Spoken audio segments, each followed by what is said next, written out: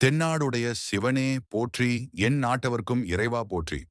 ஓம் நம சிவாய. ஆன்மீக அன்பர்கள் அனைவருக்கும் மனமார்ந்த வணக்கம்.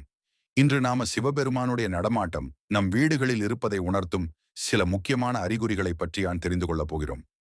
ஆமாம் அன்பர்களே, சிவபெருமானை மனமுருகி உணர்வோடு வழிபடுகிற ஒவ்வொரு சிவபக்தரின் வீட்டிலும் அந்த ஈசன் குடிகொண்டிருப்பதாக நம் முன்னோர்கள் கூறியிருக்கிறார்கள். அந்த ஈசன் தனது இருப்பை உணர்த்துவதற்காக நமக்கு சில அறிகுறிகளை காட்டுவார் என்பதும் கூறியிருக்கிறார்கள். இவ்வாறு நம் வீடுகளில் சிவபெருமான் இருக்கும்போது நமக்கு கிடைக்கக்கூடிய 5 முக்கிய அறிகுறிகளை இந்த பதிவில் நாம் தெரிந்து கொள்ளப் போகிறோம். இந்த பதிவு மிகவும் பயனுள்ளதாகவும் சுவாரஸ்யமாகவும் இருக்கும். எனவே வீடியோவை கடைசி வரை முழுமையாக பாருங்கள். இந்த வீடியோவை நீங்கள் ஒரு சிவபக்தராக பார்த்து கொண்டிருப்பீர்கள் என்ற நம்பிக்கையுடன் மறக்காமல் கமெண்ட் பாக்ஸிலே ஓம் நம சிவாயா அல்லது சிவாய நாம் என்று ஒரு வார்த்தையாவது பதிவு செய்யுங்கள். இன்னொரு மிக முக்கியமான விஷயத்தை மனதில் நிறுத்திக் கொள்ள வேண்டியிருக்கிறது. நாம் இந்த அறிகுறிகளை பற்றி தெரிந்து கொண்டோம் என்பதிலேயே நிறுத்திக் கொள்ளாமல் அது ஒரு ஆன்மீக அழைப்பாக பார்க்க வேண்டும்.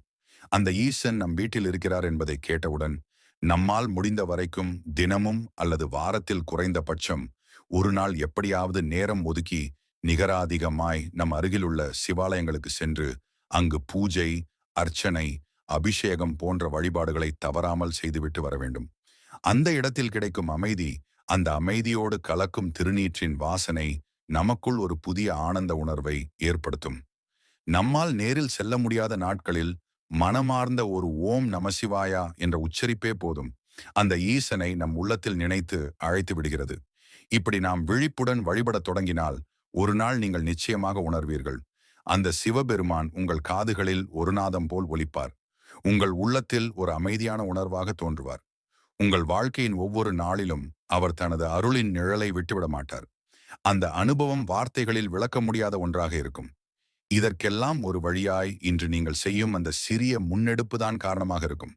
அதனால் இப்பொழுது இருந்தபடியே ஒரு தீர்மானம் எடுத்துக்கொள்ளுங்கள். இனி நான் தவறாமல் சிவபெருமானை வழிபடப் போகிறேன் என்று. அப்படி செய்தால் உங்கள் வாழ்க்கையிலேயே ஒரு திருப்புமுனை தொடங்கும். அந்த வார்த்தை வெறும் எழுத்துக்கள் அல்ல, அது உங்கள் உள்ளத்திலிருந்து எழும் ஈசனை நோக்கி அழைப்பு. சிவபெருமானின் அருளை உங்கள் வாழ்வில் ஈர்க்கும் ஒரு பிரார்த்தனை போல செயல்படும். சிவபெருமான் தனது அருளால் அனைவருக்கும் நன்மைகள், பாதுகாப்பு, பூரணமான மன அமைதி வழங்கட்டும். இப்பொழுது பதிவுக்குள் செல்லலாம் நண்பர்களே. நம் வீட்டில் சிவபெருமானுடைய நடமாட்டம் இருக்கக்கூடிய மிக முக்கியமான காரணம் என்னவென்றால், ஒருவேளை நம் முன்னோர்கள் சிவ வழிபாட்டில் ஆழ்ந்த ஈடுபாட்டுடன் இருந்தால், அல்லது நாமே சிவபக்தராக இருந்தால், நாள்தோறும் சிவனை நினைத்து பக்தியுடன் வழிபட்டு வந்தால், அந்த ஈசன் நம் பூஜைகளில் கருணையுடன் இறங்கி நம் வீடு தேடி வந்து நம் இல்லத்தில் குடிகொண்டிருப்பார் என்று சொல்லப்படுகிறது. இவ்வாறு நம் வீடுகளில் ஈசனின் நடமாட்டம் ஏற்பட்டால் அதனால் நமக்காகும் நன்மைகள் ஏராளமானவை.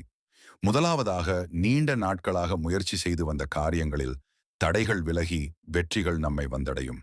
பணத் தொல்லைகள் குறைந்து செல்வ நன்மைகள் பெருகும். நோய் நொடிகள் விலகி ஒரு ஆரோக்கியமான வாழ்க்கை கிடைக்கும். இதனுடன் சிவபெருமான் தியானத்தின் கடவுள் என்பதனை நாம் அனைவரும் அறிவோம்.